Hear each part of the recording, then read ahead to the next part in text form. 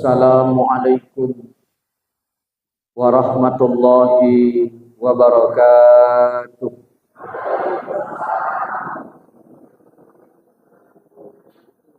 Alhamdulillah, asyhadu an la ilaha illallah wa asyhadu anna Muhammadar Rasulullah. Allahumma salli ala sayyidina wa maulana Muhammadin wa ala alihi wa sahbihi wa sallim. Bapak Ibu, para ustadz, tuan guru, hadirin, hadirat semuanya. Ini kalau saya tengok ini orang-orang kita semua ini. Di mana-mana ketemu ya kan? Semuanya seiman seakidah yang dirahmati Allah Subhanahu wa taala. Bersyukur kita kepada Allah atas segenap limpahan rahmatnya, nikmatnya maupun amanahnya. Berselawat kita kepada baginda Nabi kita Muhammad sallallahu alaihi wasallam. Allahumma shalli wa sallim wa barik alaihi wa ala alihi. Kita mohonkan kepada Allah selawat yang kita bacakan kiranya disampaikan Allah kepada beliau. Kita berdoa kepada Allah semoga di akhirat kelak kita mendapatkan syafaatnya. Amin ya rabbal alamin. Semoga Allah membukakan hati kita, Allah berikan kita taufik dan hidayahnya, Allah tetapkan kita pada jalannya. Kita mulai dengan bacakan Ummul Quran Al-Fatihah. A'udzu billahi minasy syaithanir rajim. Bismillahirrahmanirrahim. Alhamdulillahi rabbil alamin. Ar-Rahmanir Rahim. Maliki yaumiddin. Iyyaka na'budu wa iyyaka nasta'in. Ihdinas siratal mustaqim. Siratal ladzina an'amta 'alaihim ghairil maghdubi 'alaihim waladdallin.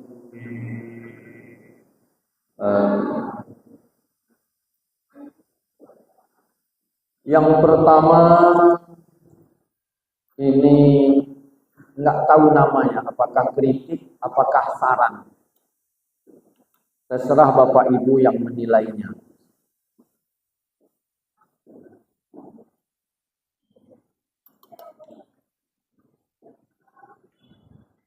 Allahumma shalli wa sallim wa barik. Salah. Kenapa? Itu selawat jangan ditambah alif.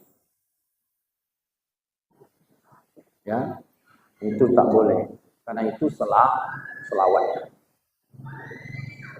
Allahumma shalli wa sallim wa barik.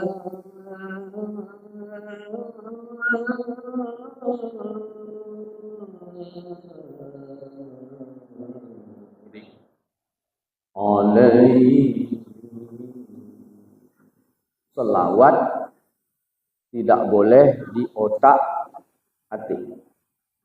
Ini pertama. Yang kedua, ayat. Ayat tidak boleh dirubah-rubah. Bismillahirrahmanirrahim. Nah, kena tambah alif.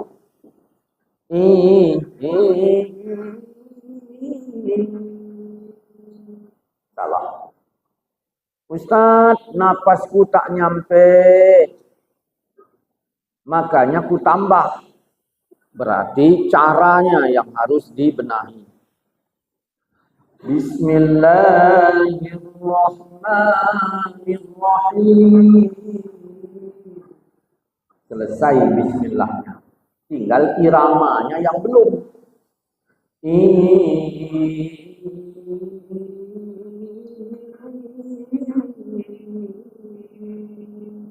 Nggak apa-apa. Karena ayatnya sudah selesai. Selain selawat, sifatnya qasidah, sifatnya syair. Nah, enggak masalah. Marhaba ya marhaba ya marhaba ya marhaba. Enggak apa-apa. Enggak apa-apa, karena bukan dua tadi. Marhaba ya marhaba ya marhaba ya marhaba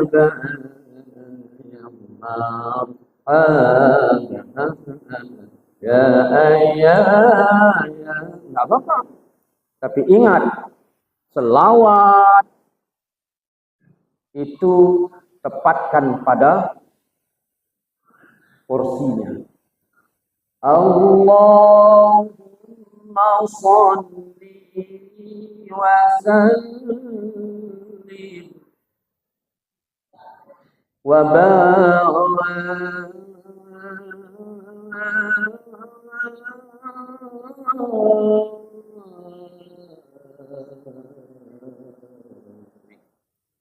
alaihi.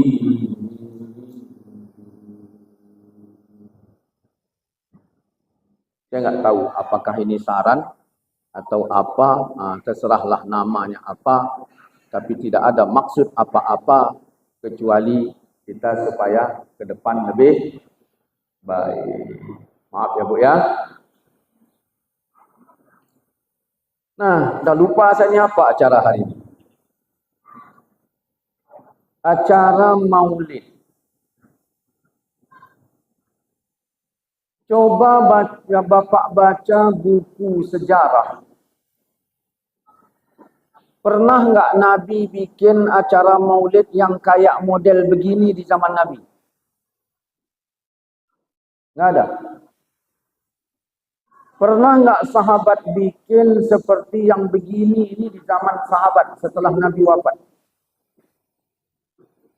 Nggak ada. Pernah nggak tabi'in bikin acara seperti begini setelah sahabat sudah tidak ada?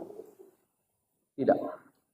Pernah nggak tabi'in membuat acara seperti ini setelah para tabi'in wafat semuanya? Tak ada. Maka jangan heran ada kelompok yang anti dengan maulid. Jangan heran itu. Karena mereka tidak pernah menemukan sejarah di kitab manapun Nabi pernah membuat seperti yang kita buat di kitab manapun itu. Sahabat tak buat, tabi'in tak buat, tabi'in pun tidak pernah bikin. Lalu kapan maulid ini dibikin? Di abad yang keempat. Itu pun yang membuatnya bukan orang kita. Tapi namanya Syiah Fatimiyah. Al-Muzaffar, seorang raja, pahamnya Syiah Fatimiyah, membuat maulid pertama kali di dunia. Nah, apa alasan maulid itu dibuat? Dua alasannya. Bagaimana keadaan di zaman itu, di abad yang keempat itu? Umat pada zaman itu semuanya Islam. Tapi tidak ada yang serius terhadap Islam. Atuknya Islam, mandungnya Islam, emaknya Islam, ayahnya Islam, anak cucunya Islam, tapi tak serius terhadap Islam. Raja merasa bertanggung jawab terhadap agama kepada rakyatnya. Raja itu. Lalu dia perhatikan rakyatnya seperti ini. Kenal dengan Nabi, tapi tak cinta dengan Nabi. Apa sebabnya?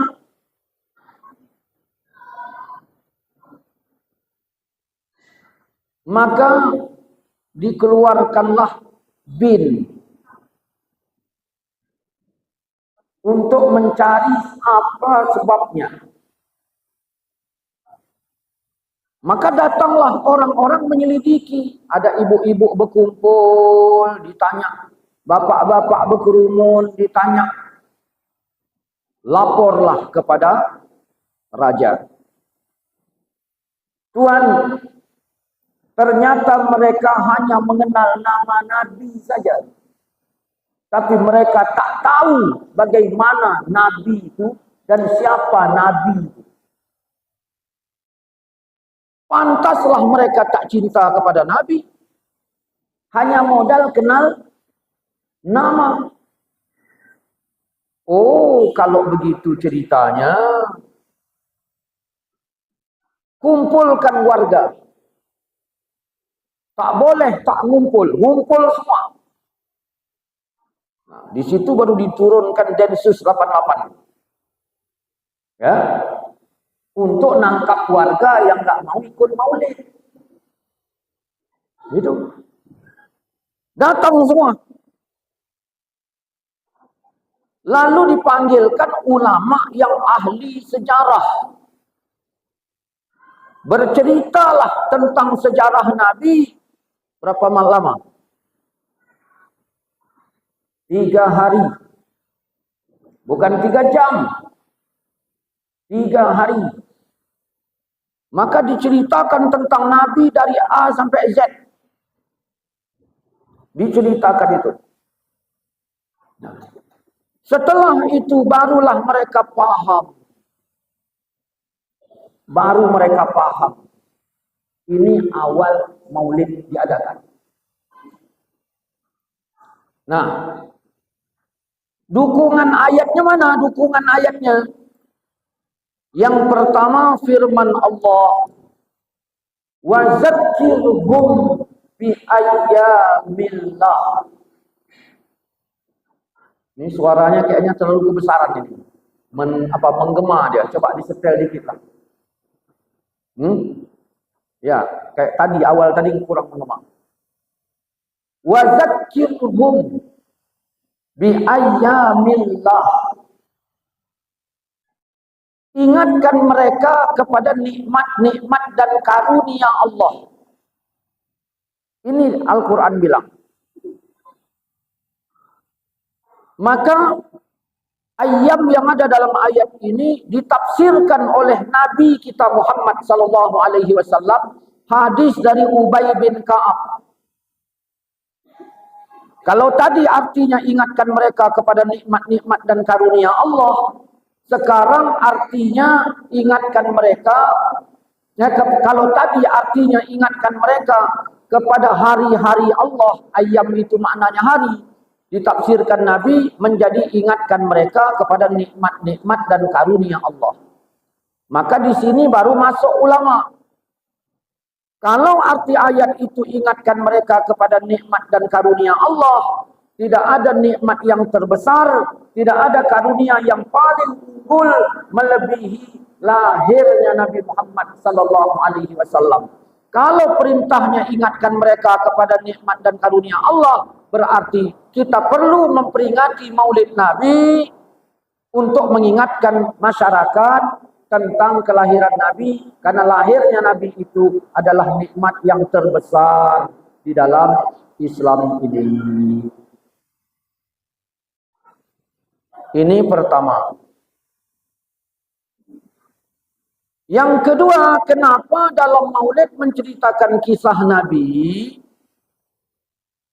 Karena Quran mengatakan wa kullan naqussu 'alaika min anba'ir rusul ma nusabbitu bihi fuadak. Semua kisah Rasul, kata Allah, kami ceritakan kepadamu ya Muhammad, yang dengan kisah itu kami teguhkan hatimu. Tujuan dikisahkan supaya hati menjadi teguh. Maka datang pengkritik. Ustaz hafal dengan ayat yang Ustaz sebut tadi.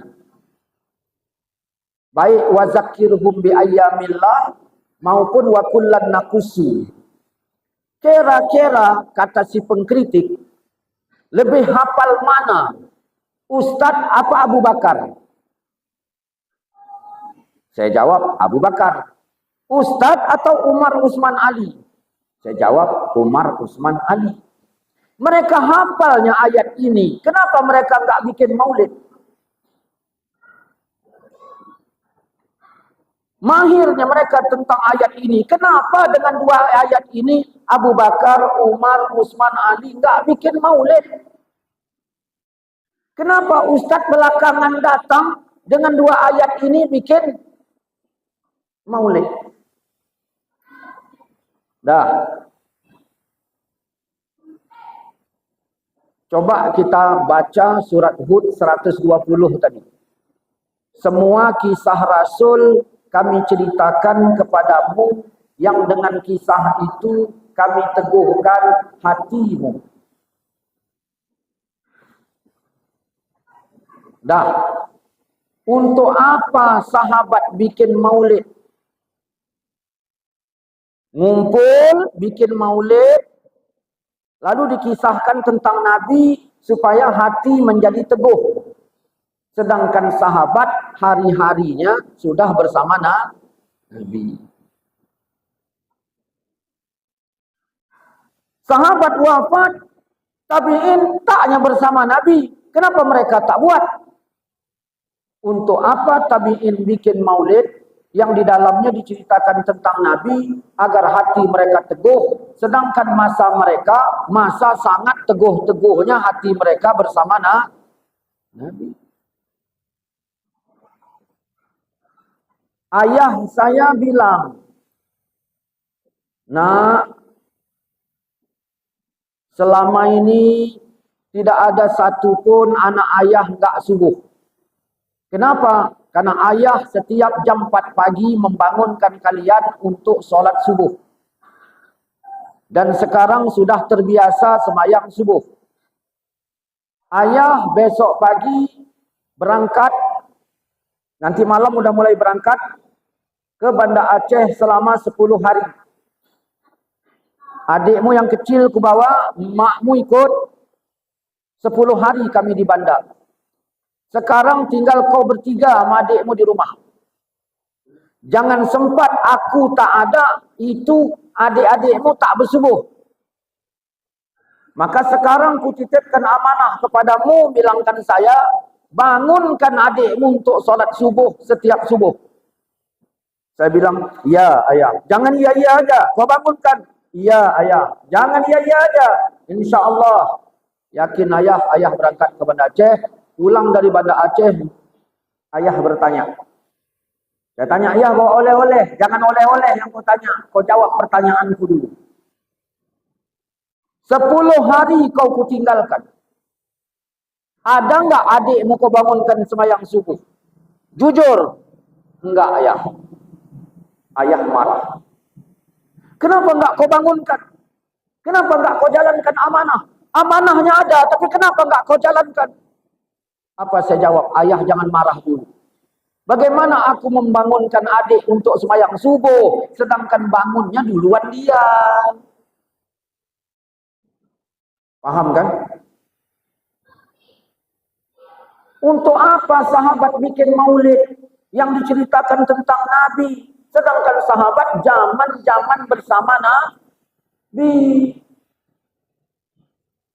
Tapi begitu zaman Al-Muzaffar, umat tak cinta Nabi walaupun kenal Nabi, hanya kenal nama, maka disitulah raja. Maka yang bikin maulid ini harusnya raja, Pak. Harusnya raja. Siapa yang bikin? Prabowo. Kalau di provinsi siapa? Gubernur. Di kabupaten, di kecamatan, di desa, Ya. Kalau kita tengok sejarahnya, alhamdulillah Pak Kades ada. Kadang-kadang di acara nggak ada Kades. Makanya disinilah perlu ya hubungan antara Kades dengan camat. Assalamualaikum Pak Camat. Waalaikumsalam. Ini begini Pak Camat. Aku diinformasikan oleh BKM mau bikin maulid tanggal sekian. Ku bilang tunggu dulu, jangan pakai tanggal itu. Ku tanya dulu ke Pak Camat, kita ada agenda nggak tanggal sekian itu? Kenapa? Karena kalau udah acara maulid, aku nggak peduli, aku mau camat mau bukan camat nggak peduli aku. Makanya tolong Pak Camat informasikan kepada aku tanggal sekian nanti kita punya acara nggak? Oh enggak, kalau enggak ya udah Pak BKM lanjutkan tanggal sekian karena aku mesti hadir. Kenapa? Ini nabiku, bukan nabi BKM aja. Hari H Pak Camat nelpon. Oh nggak bisa lagi Pak Camat, kan udah izin kemarin itu, mana bisa lagi. Begitu dia. Ya. Maka dibuatlah oleh Al-Muzaffar acara maulid pertama kali. Yang jadi masalah selain yang tadi udah kita jawab, Al-Muzaffar ini kan Syiah. Kenapa kita ikut Syiah?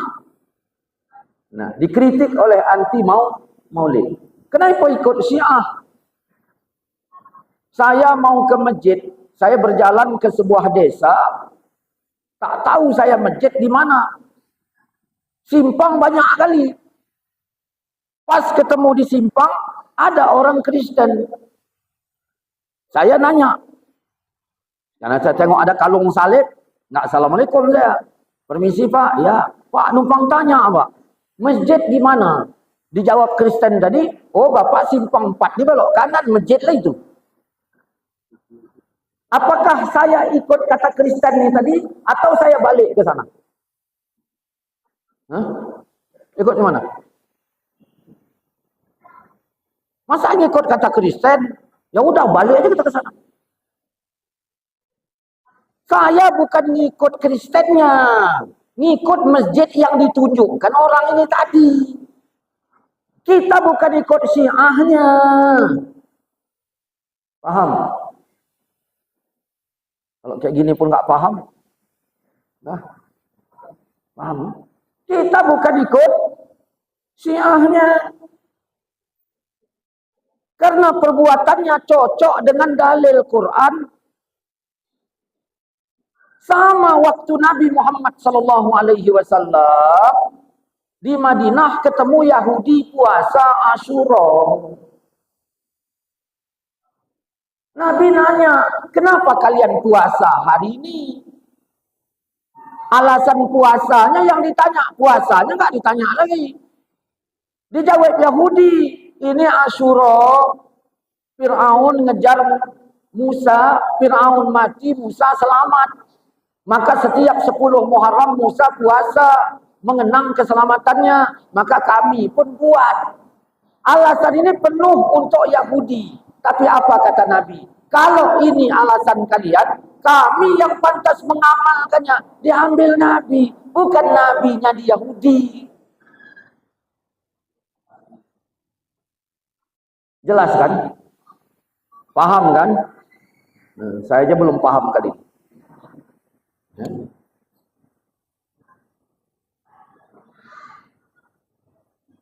Nah, kenapalah mesti dikisah? Kenapa mesti dikisahkan? Kisah ini nggak bisa lepas. Negara kuat kalau punya cerita. Kuat negara. Makanya ketika di buku-buku sekolah sekarang ini udah mau dihapus sejarah-sejarah. Ini menunjukkan negara mau hancur. Pelajaran-pelajaran sekolah, sejarah-sejarah udah mulai mau hilangkan. PK apa itu? PK apa? PKI. Yang mau ngilangkan Sejarah. Orang ya kan nggak jadi bercerai kalau mengingat sejarah masalah lalu. Wow. Aku kalau nggak ku ingat sejarah dulu, payah kali aku mendapatkan kau ini. Nah, akhirnya bertahan ya. Makanya sejarah ini penting. Nah, ada si Udin. Beda sama saya 2 tahun. Tua Udin itu 2 tahun tak setahun. Di kampung itu, anak-anak itu ada 20 orang sebaya sama saya, tua saya sikit, saya yang paling tuanya. Sehingga kepala geng kampung itu ya saya. Anak buah saya 20 orang itu. Anak buah saya 20 orang, 21 sama saya. Kemana-mana kami pergi bersama. Saya bosnya, dia anak buah saya. Nah, kami sudah nyaman dengan keadaan itu. Tiba-tiba datang si Udin. Badannya lebih kekar dari saya. Umurnya pun lebih tua dari saya sikit. Bijaksananya pun jauh bijaksana dia. Datang ke kampung saya. Dalam hati saya, alamak, ini sainganku ini. Ini jadi saingan berat ini. Betul, seminggu saya sakit, demam saya seminggu. Sembuh dari demam, saya tengok 8 anak buah saya tadi dah sama dia. Wah, disinilah saya nyatakan Sudin musuh saya. Tiap hari kami berkelahi, bertumbuk. Di mana-mana bertumbuk, kalah saya, menang dia. Di situ saya tetapkan si Udin musuh bebuyutan lain. Bukan orang lain, si Udin ini tadi. Udah, pokoknya kalau ada nama si Udin disebut, wah, meriang badan saya itu. Saking bencinya saya sama si Udin. Tiba-tiba datang si Udin bawa piring kosong ke rumah. Assalamualaikum, Wak. Assalamualaikum. Apa kata mak saya? Waalaikumsalam. Ya, ada apa, Din? Mak saya sayang kali sama dia. Ada apa, Din? Wah, ada nasi, Wak. Aku belum makan dari tadi malam. Ya Allah, Din. Kalau kau nggak makan, kenapa nggak datang kau kemari? Sini. Duduk kau sini. Sini. Emak sedang masak sayur asam baung. Saya udah bilang sama mak, ini kepalanya untuk Mak. Kata mak tadi, iya. Dia ambilnya kepala baung, tadi kasihnya Sudin. Udahlah Sudin, musuh. Jatah saya lagi, kasihnya ke dia. Makin panas hati. Mak, jangan kasih dia, Mak. Itu setan itu, saya bilang. Ah, kau ini. Saya bilang, Mak, jangan kasih dia. Mau saya rampas kepala baung tadi. Dipukul mak saya. 3 kalilah saya. Menangis saya. Akhirnya mengadulah saya kepada Atuk. Ngadu saya kepada Atuk. Atuk masih hidup. Kenapa kau menangis? Tanya Atuk. Macam mana aku nggak nangis dipukul mak? Kenapa rupanya makmu marah? Saya ceritakanlah tentang masalah si Udin. Saya maki-maki Udin depan Atuk itu. Apa kata Atuk? Berarti selama ini kau nggak kenal sama si Udin. Apanya nggak kenal? Udin tahunya ku, Udin setan itu tahunya ku. Kau nggak kenal. Kenalnya ku. Kau nggak kenal. Kalau kau kenal, nggak mungkin kau begitu. Nggak kenalnya ku. Enggak, kata Atuk. Sini duduk kau dulu. Sini. Ini uang jajan ini. Kasihnya saya uang jajan. Kau dengar cerita Atuk. Maka duduk Atuk di kursi. Duduk saya di depan ini. Kau tahu si Udin itu siapa? Ya tahulah aku. Udin setan tu. Saya bilang. Sangkingkan kepalanya saya. Karena terbayang saya kepala baung tadi. Nah, terbayang saya. Kau tahu si Udin? Ya tahulah aku. Udin setan itu. Jangan begitu. Kau dengarkan cerita aku, kata Atuk. Aku sama Atuknya Udin itu selisih umur 10 tahun. Tua Atuknya itu ketimbang Atuk ini. Nah, dulu, waktu Atukmu ini mau nikah sama andungmu, tak cukup emas 3 gram lagi. Hampir nggak jadi nikah. Untunglah ada atuknya Udin ini tadi ngasihkan emasnya 3 gram. Jadilah nikah aku sama andungmu, lahirlah ayahmu. Kira-kira berapa menit cerita itu? Berapa menit? 3 menit kisah itu diceritakan, berubah saya dengan si Udin.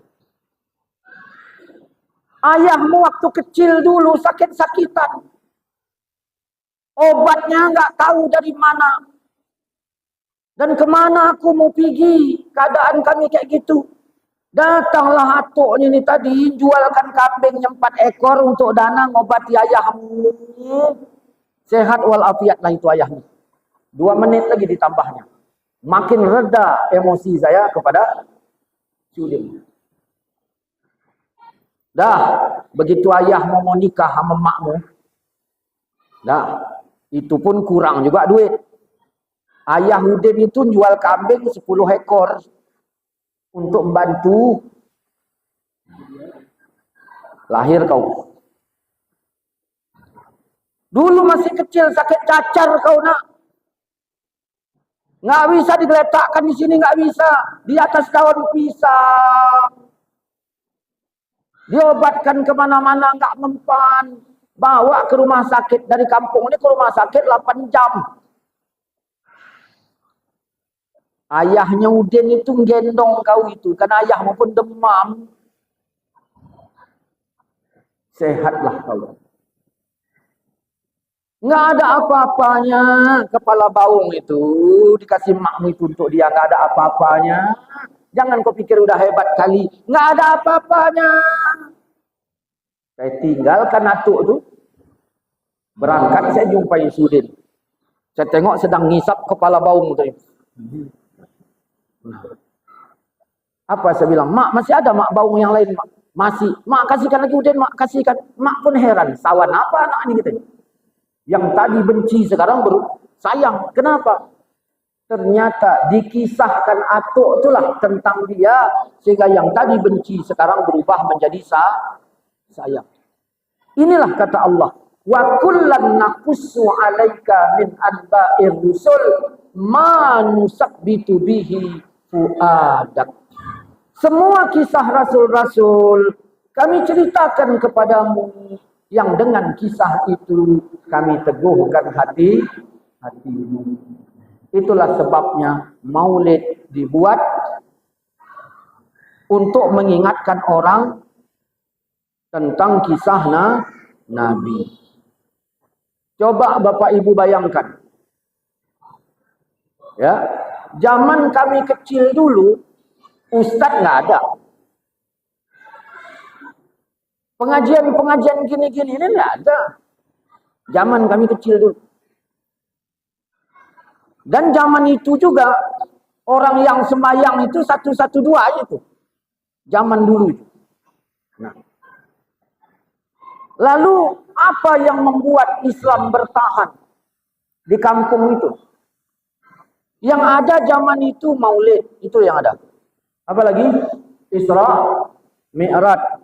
Apa lagi? Muharram pun nggak ada zaman itu. Nah, punggahan. Ya udah. Tarawih. Selawat rame-rame, itulah yang ada. Itu zaman itu. Andai katalah maulid nggak boleh zaman itu. Isra Mi'raj nggak boleh zaman itu. Punggahan juga nggak boleh. Selawat-selawatan juga nggak boleh. Kira-kira kampung apa lah itu zaman itu? Iya mati. Datang orang kafir masuk ke kampung itu, ngajak anak muda masuk agama mereka. Udah iya, beberapa anak muda udah oke mau masuk agama mereka, udah oke. Apa kata anak muda yang lain? Wah, berarti tarawih nanti udah 3 suara kita kurang. Karena dia udah pindah agama. Berarti Isra Mi'raj nanti pun kau udah nggak ada lagi lah. Oh, aku nggak mau. Akhirnya nggak jadi masuk agama lain tadi nggak jadi. Gara-gara semaraknya selawatan Gara-gara semaraknya acara-acara yang dibuat tadi. Itulah yang membuat agama ini bertahan. Datang orang sekarang, nggak boleh. Nah, maka begitulah Allah tahankan agama ini di masa itu. Nah, kalau sekarang ini kan sudah banyak. Tinggal kita yang milihnya. Mau acara apa yang kita pilih, itu terserah kita. Maka bertahanlah agama lewat sejarah. Ya. Kami dulu masih kecil, ya kayak anak-anak gini lagi. Masih kecil kami dulu. Tapi kami rasakan meriahnya maulid. Dan kami nggak tahu itu maulid itu bagaimana. Kami rasakan dan kami merindukan acara maulid itu. Tapi begitu anak sekarang acara maulid dilarang. Begitu maulid anak-anak nggak dibawa, nggak disertakan, nggak diapa-apakan. Tak ada kesannya itu, rasanya itu di hati. Ditambah lagi sekarang ini HP dah di tangan segala macam. Rusak agama ini, rusak. Nampaknya begini nampaknya. Tetapi pengaruhnya besar. Dah. Maka ini pertama kali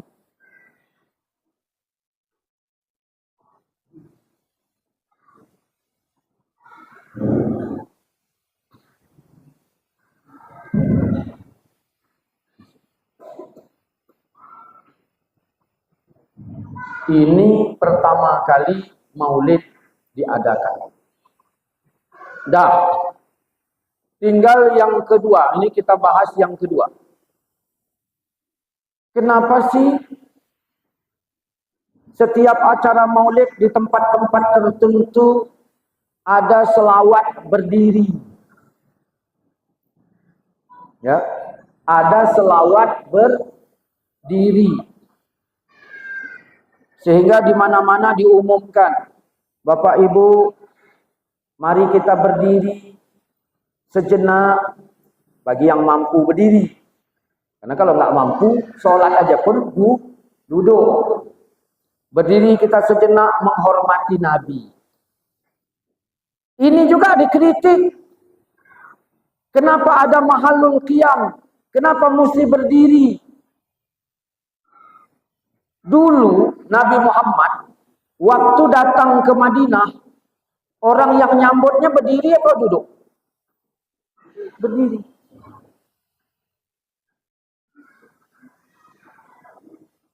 Kurasa kalau orang yang anti berdiri ini ada di Madinah zaman nyambut Nabi, kurasa dia ada yang duduk. Semuanya berdiri. Kenapa berdiri? Karena menghormati Nabi. Itu zaman itu. Makanya ketika Nabi sedang duduk bersama para sahabat, mereka Bani Aus duduk bersama Nabi. Nabi menyampaikan sabdanya kepada mereka. Tiba-tiba datang kepala sukunya. Kalau tak salah saya Sa'ad bin Abi Waqqas. Mereka tetap duduk bersama Nabi. Apa perintah Nabi kepada mereka yang duduk?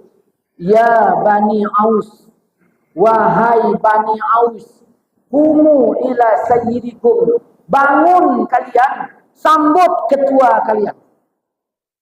Nabi tak bangun. Tapi kepada Bani Aus disuruh menyambut ketuanya tadi bangun. Kalau Nabi pun ikut bangun, jadi fitnah nanti bahwa dia lebih baik. Maka ulama berpikir, kalau kepada Bani Aus saja, kepada kepala suku Bani Aus saja, yang bukan apa-apa dan bukan siapa-siapa, dibandingkan Rasulullah pun disuruh Nabi berdiri menyambutnya, apalagi kepada Nabi Muhammad. Dah. Rasul sedang duduk. Datang wanita tua. Rasul segera berdiri, senyum menyambut wanita itu. Sahabat bertanya, siapa perempuan ini? Apa kali hebatnya? Ternyata Ummul Aiman yang mengasuh Nabi masih kecil. Itu pun berdiri Nabi memberikan penghormatan tertinggi kepada wanita yang pernah mengasuh. Yang keempat, datang Halimatun Sa'diyah. Itu pun Nabi berdiri menyambut. Yang kelima, bukan hanya itu, Fatimah datang, berdiri Nabi menyambut. Maka dari situlah ulama tentukan ada mahalul qiyam, berdiri menyambut Rasulullah. Makanya kita tadi berdiri sambil berselawat. Macam-macam iramanya, terserah iramanya apa, silakan. Nah, apa kata orang yang anti maulid? Ustaz, kalau di Madinah dibikin selawat, aku pun berdiri aku. Karena Nabi di Madinah. Ini di Mesir. Mana Mesir? Mencirim dan sekitarnya. Bikin acara selawatan. Masa kita berdiri sedangkan Nabi di Madinah? Betul juga itu. Nabi di mana kuburnya? Madinah. Kita berdiri di mana? Mencirim. Masuk akal mana itu?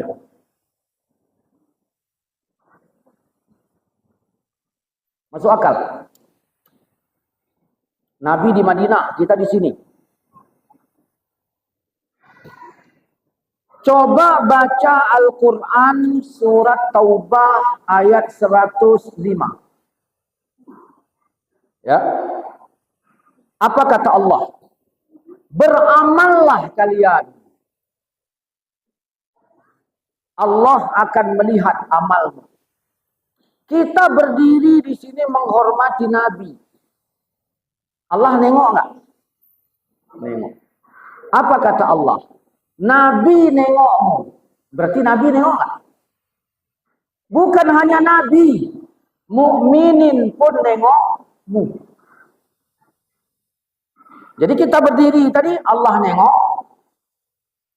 Nabi nengok, umat mukmin pun nengok. Ayah kita udah mati, atuk kita udah mati di dalam kubur. Begitu kita berdiri menghormati Nabi Muhammad, berdiri penghormatan tertinggi sambil kita berselawat. Tola'al badru alaina. Atuk kita dalam kubur nengok, cucu itu baik budi, berdiri dia. Kalau yang anti tadi macam mana? Cucu ke setan, dia kurasa gitu, kurasa. Ya. Makanya saya kalau wirid saya ajak bersama. Karena begitu dulu Wak Udin meninggal Wak Udin ini tadi datang anaknya 13 orang. 13 anak Wak itu. Saya tengok yang satu nge-WA kawannya, yang satu main game, yang satu main Facebook, macam-macam lain. Wak Udin tadi udah masuk dalam kubur. Ini malam pertama. Anak-anak ini tadi nggak ada. Adalah adiknya sama kakaknya satu menangis. Yang lain tadi udah cerita macam-macam. Ada satu cucu Wak itu tadi. Ya, umur 11 tahun. Baca Yasin ya. Cucunya. Adiknya satu. Anaknya satu. Cuman 3 orang baca. Cuman 3 orang. Macam mana lah perasaan Wak itu dari dalam kubur? Apalah gunanya mereka ini tadi rami di situ, apa gunanya? Cuman menghabiskan kopi aja kan gitu. Apa gunanya? Dalam hati Wak itu dalam kubur sana, ya Allah kan. Karena kan keramal mereka ditengok oleh Wak itu. Begitulah rumah ku tinggalkan, kebun ku tinggalkan, kambing, ternak semuanya ku tinggalkan. Begini rupanya. Saya tengok cuman 3 orang yang baca. Mik ada. Saya ambil mic. Saya bilang, kaget. Anak-anaknya kaget. Kaget. Saya bilang, ayahmu udah meninggal. Sekarang udah berada di dalam kubur. Coba kau baca Quran surat Taubah 105 ini kau baca. Apa kata Allah? Beramallah kalian. Allah melihat amalmu. Kalian main HP ini Allah tengok apa enggak? Tengok, bang, kata dia. Kalian main HP ini, Nabi tengok apa enggak? Tengok, bang, kalau berdasarkan ayat ini. Ayahmu yang dalam kubur nengok enggak? Nengok. Yang ditengoknya apa? Ya main HP, bang. Kau pengen enggak nyenangkan ayahmu? Pengen. Kalau pengen, matikan HP. Ayo kita baca Yasin. Bulat suara Yasin tadi. Ya, anak menantu cucunya, tetangganya semua bulat suara. Yasin, hami-hami. Coba kalau enggak dipandu, berapa orang yang berotak? Cuman 3. Datang orang sekarang, nggak boleh baca sama-sama, nggak boleh baca rame-rame. Ya itulah jadinya, tengok. Banyak yang berkubur di tempat orang mati ketimbang yang paham kan ini? Saya baru mulai paham sedikit. Ya. Nah, Ustaz, apakah Nabi melihat kami yang mahalul qiyam di sini? Sedangkan Nabi sudah wafat? Ya. Jangankan Nabi, wa'leman masih hidup pun bisa nengok ya. Masa gitu? Iya. Saya berkawan sama si Udin. Udin ini sebaya sama saya, akrab. Ya. Ayahnya wa'leman, segan kali saya sama dia. Karena ayahnya itu jarang bercakap.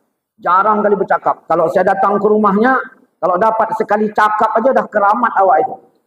Dari mana kau tadi? Itu dah hebat kali itu. Segan sama ayahnya. Saya menjumpai Sudin. Assalamualaikum. Assalamualaikum. Assalamualaikum. Datang Sudin. Waalaikumsalam. Ya abang, masuk bang. Masuk pelan. Saya masuk. Takut saya, segan saya. Nah, saya tanya sambil duduk. Ayahmu mana, Den? Loh, ayah kan udah seminggu di Jakarta. Loh, di Jakartanya? Jadi wak ke Jakarta? Iya. Oh, begitu saya dengar ayahnya di Jakarta, saya taruh kaki di meja. Iya. Begitu saya taruh kaki di meja, mulailah saya tadi seperti yang aslinya saya. Terdengar suara derhem. Loh, ini kan suara wak. Den, suara siapa itu? Ayah pula. Loh, tapi ayahmu di Jakarta. CCTV. CCTV itu rupanya bisa ngontrol saya dari Jakarta. Pertanyaannya adalah, Nabi Muhammad punya CCTV apa enggak? Punya. Mana CCTV-nya? Coba kita baca hadis. Biasanya di masjid ditulis itu. Nah, ada. Saf, lurus, rapatkan. Ya. Lurus, rapatkan, kata Nabi. Karena aku dapat melihat dari belakang punggung. CCTV apa bukan itu?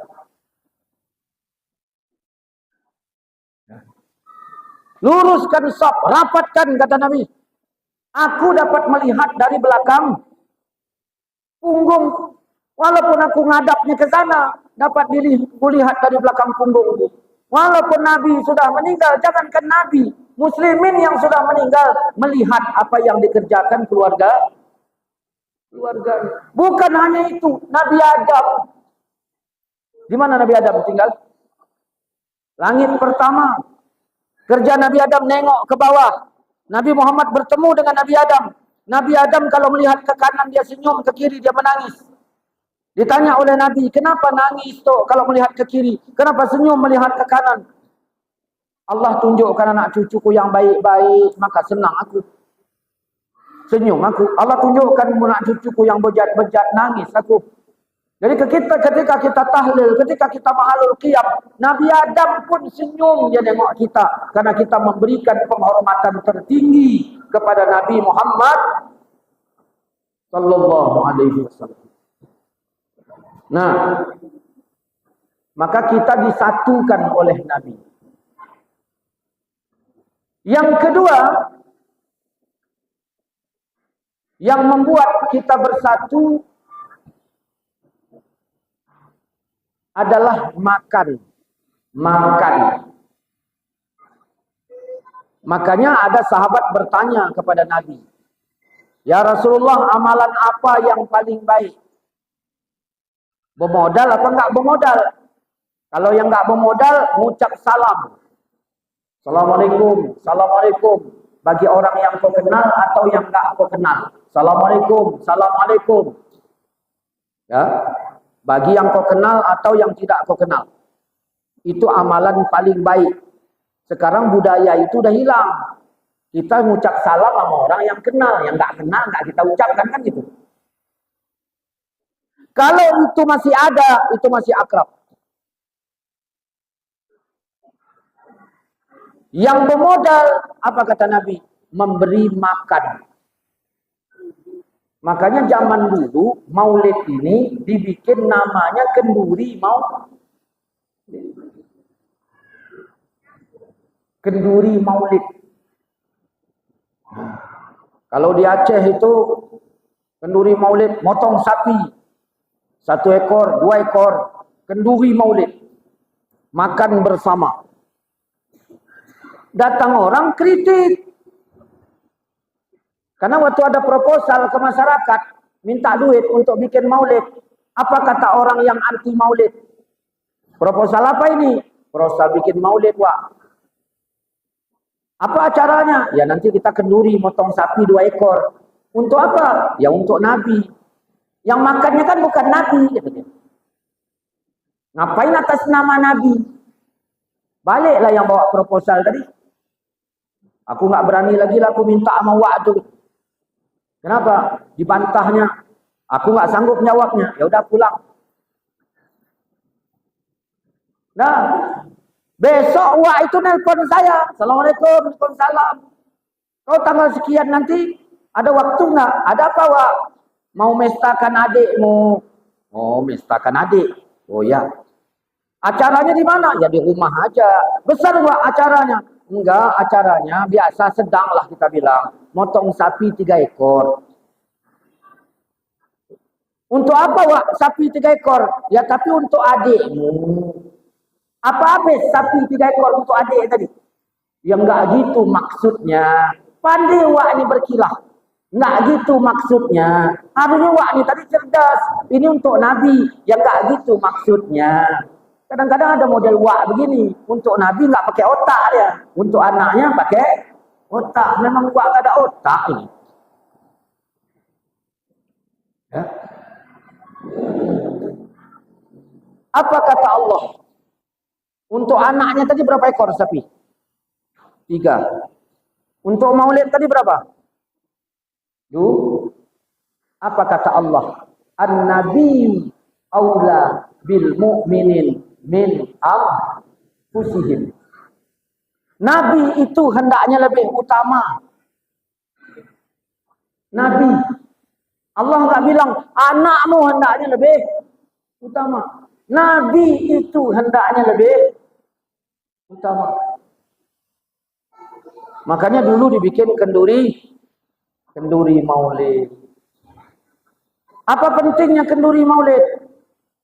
Kenduri, bukan kendurinya, makan bersamanya itu. Karena perintah Allah yang kedua setelah Adam diciptakan adalah makan, wa kula minha. Kan itu dalam ayat. Makan bersama. Kenapa? Karena Adam diciptakan bukan untuk nganggur, tapi untuk mengelola bumi. Nggak bisa bumi dikelola sendiri, nggak bisa. Harus bersama. Kalau begitu caranya gimana supaya kompak? Makannya bersama. Jangan ngelolanya bersama, makannya sendiri. Makan bersama. Karena makan bersama membuat suasana akrab.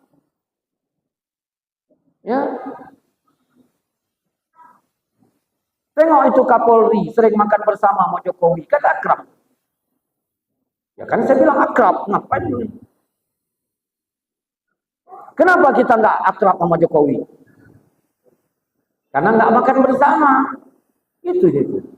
Coba sering makan bersama, akrab nih kita. Kenapa kita nggak akrab? Ya karena nggak makan bersama.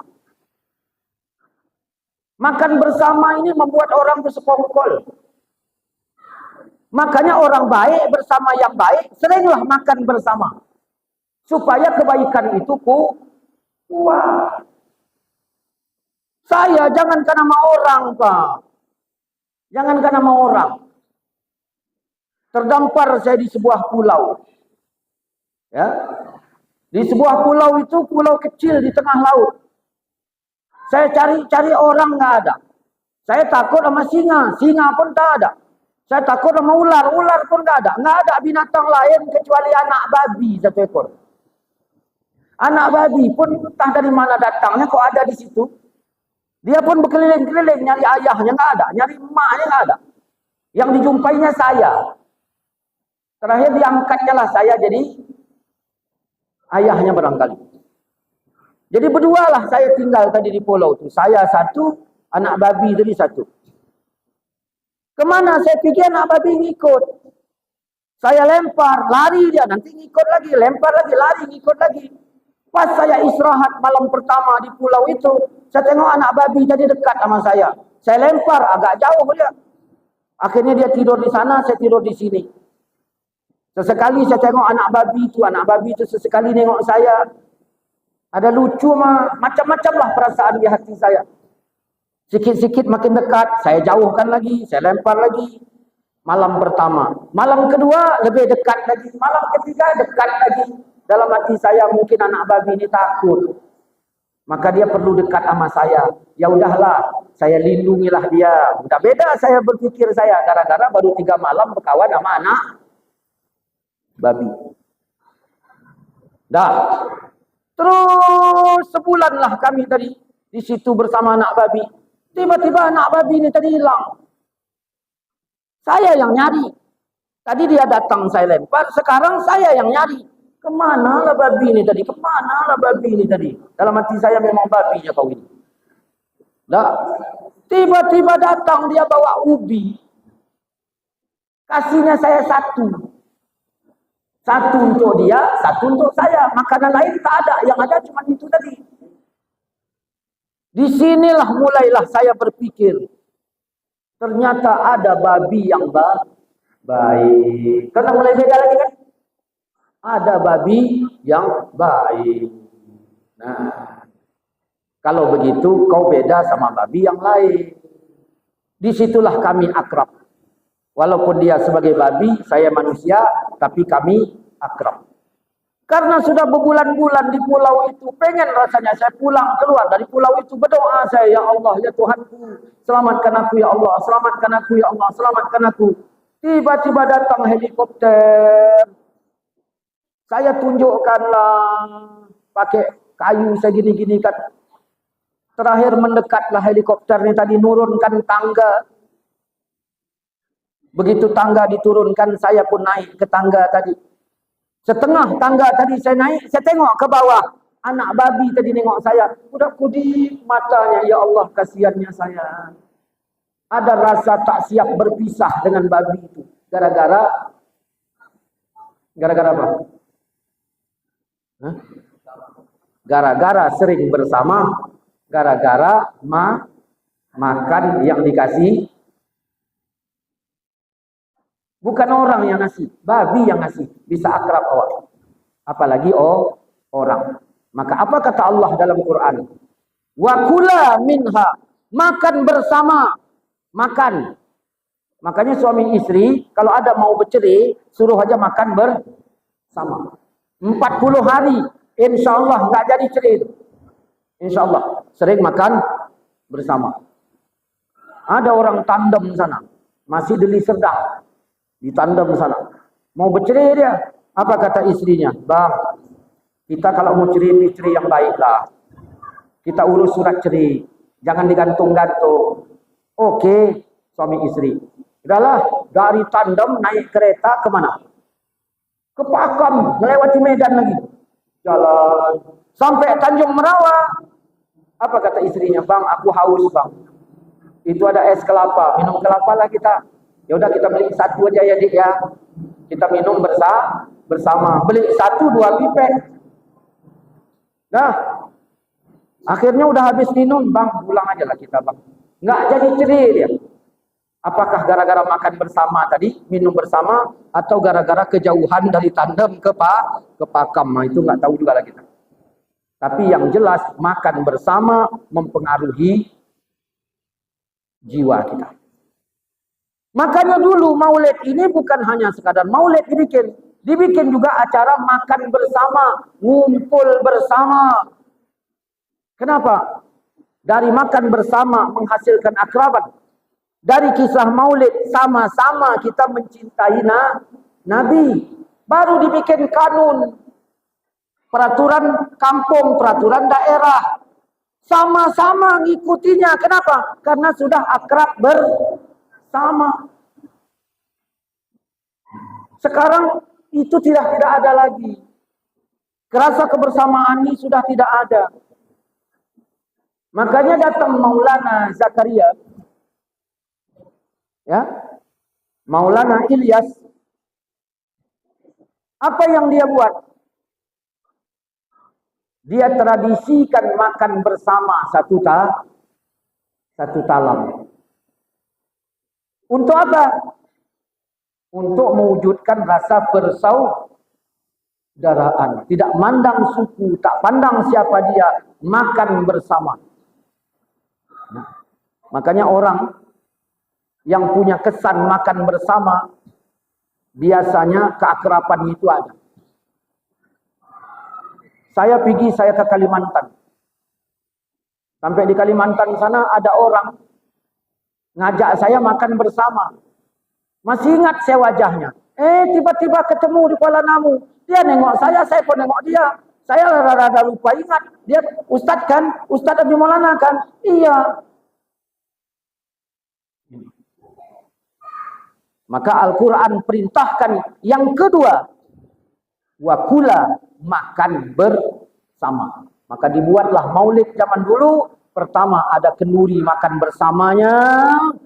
Hilangkan rasa permusuhan, rasa ego segala macam. Udah duduk bersama, maka dibikinkanlah didatangkan ulama yang ahli sejarah untuk menceritakan kisah Nabi. Berapa hari? 3 hari. Sehingga cerita Nabi itu bukan sebagian, tapi semuanya. Saya berkisah tentang Nabi di Masjid Muslimin Tanjung Sari. Itu dari dunia ini pertama diciptakan.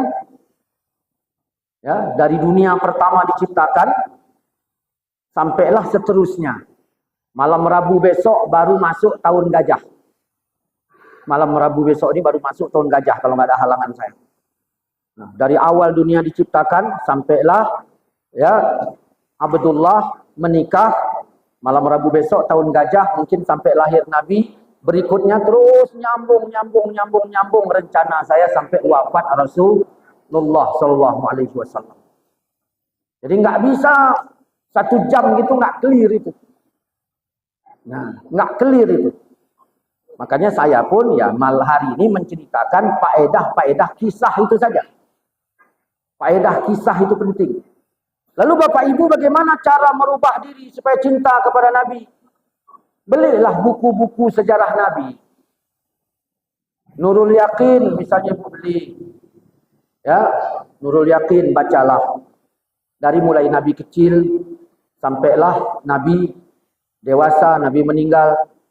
Ustaz, yang lain ada, boleh beli juga Surusul Salam, boleh beli.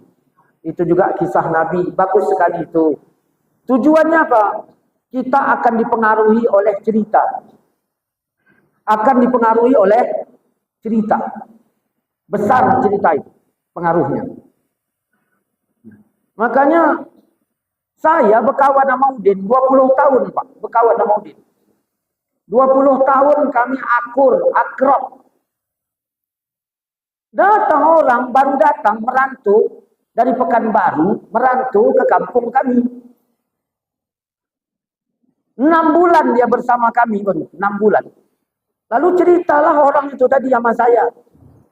Abang ku tengok akrab kali ya Mas Udin. Oh iya, udah 20 tahun kami akrab. Ya udahlah kata dia. Karena abang udah akrab, malaslah aku cerita. Penasaran saya. Ada apa rupanya?